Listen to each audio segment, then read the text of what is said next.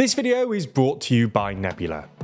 Today, Modi's hopes fade for a landslide election victory in India. Farmers stage fresh protests in Europe, and Nigel Farage launches his latest political comeback in the UK. From TLDR News, this is your daily briefing for Tuesday the 4th of June 2024. Yesterday, we reported on the exit polls coming out of India, which forecast a decisive win for Prime Minister Narendra Modi and his party, the right-wing Hindu nationalist BJP.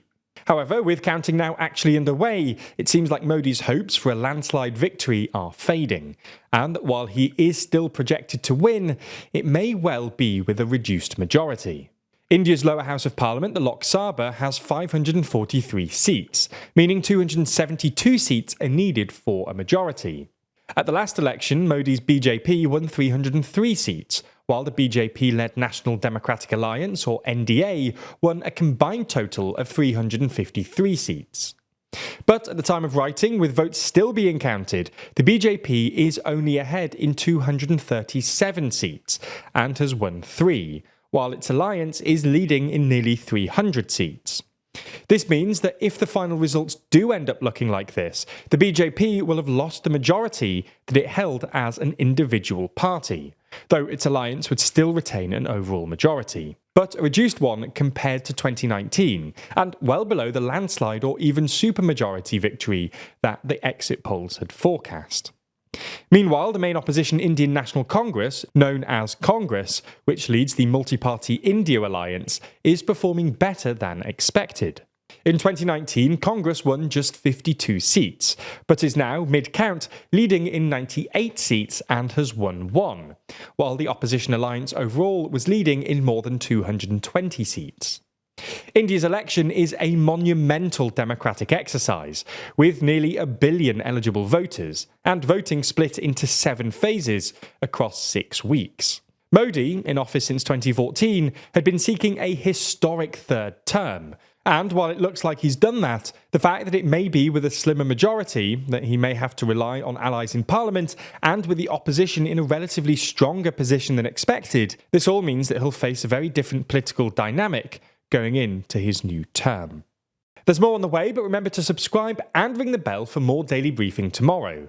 Plus, if you want to support the channel like Henk Benk, then consider joining the new TLDR membership programme for just $1.99.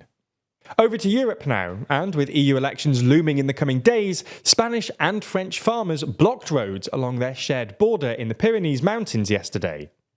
The protest continues today, with numerous tractors blocking all major crossing points between Spain and France, from the Basque Country to Catalonia. Earlier this year, farmers' protests made headlines all over Europe as they obstructed roads for weeks, protesting rising costs and taxes, red tape, what they see as excessive green regulations, and unfair competition from cheap food imports. The protest was organised by Spanish Revolta Pagesa, a Catalan farmers' platform, together with several French farmers' unions and agricultural organisations. In a message to lawmakers in Brussels, a spokesperson for Revolta Pagesa has said European authorities must take the agriculture sector seriously and listen to the demands of European farmers. Now, this is the first time that Spanish and French farmers have united with the same set of demands: a tax break for energy production in farming and prioritising local production. But not all agricultural unions are on the same page. The union, representing the majority of Catalan farmers, has refused to join, claiming that putting pressure on voters right before the elections is illegitimate. The projected right-wing shift in the EU Parliament will be good news for farmers, as the Conservatives will likely push back harder against the green farming agenda. For more stories on the upcoming EU election and its results, make sure you follow TLDR EU, so you don't miss out on any important coverage. A court in Pakistan has acquitted former Prime Minister Imran Khan and overturned his conviction on charges of leaking state secrets. However, Khan will remain in prison because of a separate conviction. Khan, the cricket star turned politician, was ousted by a no-confidence vote back in April 2022, in what he has always claimed was a US-backed plot to remove him. Since being ousted, he's faced a series of legal difficulties and convictions. The conviction that was just overturned related to Khan making public a classified diplomatic cable sent from Pakistan's ambassador in Washington. That was one of 4 cases in which Khan was convicted ahead of Pakistan's election in early 2024, with the convictions preventing him from running. On top of this recent acquittal, in 2 of the other cases, his sentence has been suspended while he appeals, meaning he only remains in prison because of a single conviction, which saw him handed a 7-year sentence for contravening Islamic law by marrying his wife too soon after her previous divorce. Khan and supporters maintain that the legal cases against him are part of a plot to keep him from mounting a return to power. At the election in February this year, candidates loyal to Khan and his PTI party had to run as independents because the party had been barred. Despite this, Khan-aligned candidates won more seats than any other party, but fell short of a majority. Moving to the UK now, where news of Nigel Farage's return to politics is the main talking point amongst political journalists.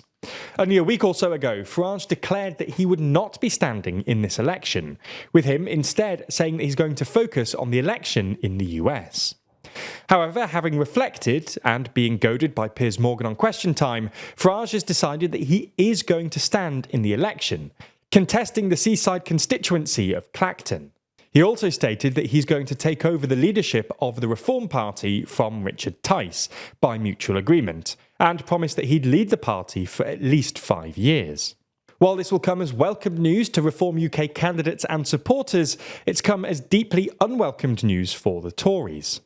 With their polling already at historic lows and with it refusing to budge, no matter how much Sunak appeals to his base, there are very valid reasons to believe that Farage running will only push the Tory vote even lower. Professor Sir John Curtis went as far as to suggest that Farage running could cost the Tories as many as 60 seats in the election. Whether this comes to fruition is, as yet, unknown. Now over to Indonesia's forests for some uplifting news, where women-led forest rangers are making big strides. Women are breaking social norms by leading deforestation patrols, roles typically reserved for male village leaders. Their aim is to protect the forest their village depends on from illegal poaching and deforestation. Since 1950, over 285,000 square miles of forest, approximately twice the size of Germany, has been destroyed due to practices like logging and burning. In 2015, this deforestation led to flash floods in the Damaran Baru village after torrential rains. Local villager Sumini took action.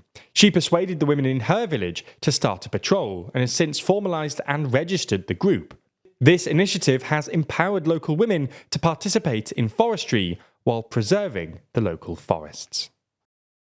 That's not the end of the story though, and if you want to continue learning more, then check out Nebula News. Nebula News is our joint venture with Nebula, where the TLDR team curates a selection of videos that matter most in the world right now. No more feeling out of touch or not knowing what to say at events. On Nebula News, we help guide you through the news that matters most, using videos from a huge variety of creators, helping you find stories that matter and avoiding burnout. It's not just curated news content brought to you directly by us. Nebula also features loads of exclusive original content. That's things like Real Life Law's brand new series War Room, which every month runs you through a whole load of ongoing conflicts, keeping you in the loop. You can also watch every TLDR video on Nebula ad-free, and in many instances before they land on YouTube. Now, if you're already subscribed to Nebula, you can find the brand new Nebula News section at nebula.tv/news. And be sure to bookmark or save that link so you can use it as your TLDR-ified news homepage. If you're not a member already, then click the link in the description to sign up now.